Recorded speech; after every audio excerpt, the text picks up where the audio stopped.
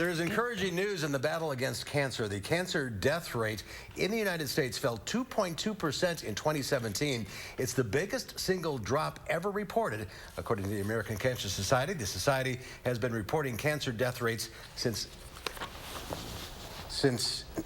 1930. Now we can hear you. Got your mic back on? Okay. All right. The National Cancer Institute says the data reinforces that we are making steady progress against cancer. But is it all good news? Joining us to talk more about this study is Dr. Howard Bailey. He is the director of the Carbone Cancer Center at UW Hospital and a professor of medicine at the UW School of Medicine and Public Health. Dr. Bailey, good to see you. Again. Thank you. So is this as exciting as it sounds? We're certainly excited. I think what I'd ask people to kind of look at is it really sends a signal that all of us together working on trying to lessen how we suffer from cancer, that we're making a difference.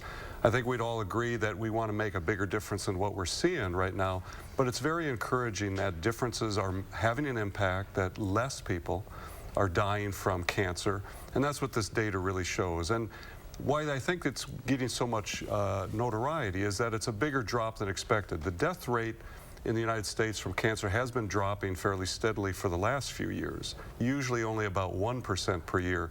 So having it double in this shorter period of time really does kind of imply that we're making headway in it. Again, much more work to do, all of us together, but we're making progress, and that's all of us should be thankful for. Yeah. Better treatment, better health habits? Those are great questions in that it's probably a little of all those things. The main reason the death rates have been declining in the United States over the last few years is really healthier living, better prevention, better screening, avoiding things that influence and lead to the development of cancers. But to have this much of a change over a relatively short period of time probably is more related to better treatments across the spectrum, and probably some cancers specifically. I was just going to say, the drop is mostly propelled, isn't it, by gains in lung cancer?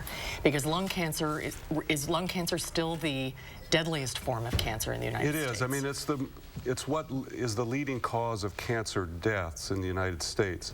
Now, the four big cancers and the leading causes of death, lung cancer, breast cancer, prostate cancer, and colon cancer, again, are quite unfortunately common relative to a lot of other cancers.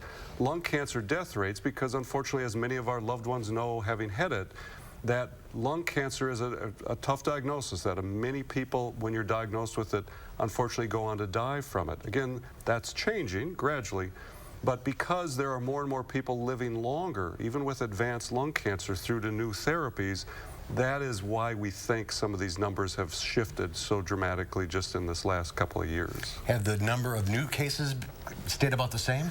Well, the number of new lung cancer cases are finally dropping and have been gradually dropping in the United States. Again, a lot of great work done many places, including at the university, on smoking cessation, trying to avoid causes of lung cancer. So the incidence of that is gradually decreasing.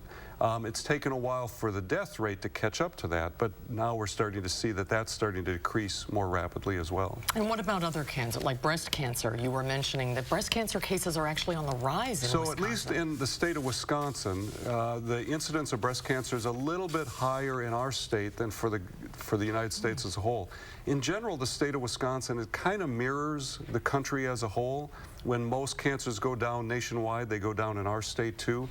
The death rate from breast cancer has stayed about the same to slightly less, but the incidence has gone up a little bit. So breast cancer is a little more common in Wisconsin than on average for the rest of the country. That's some encouraging news all around. Very encouraging. Absolutely. Doctor, thanks for being with us today. And we are so today. lucky to have the Carbone Cancer Center. Keep up the great work you do there. Thank you.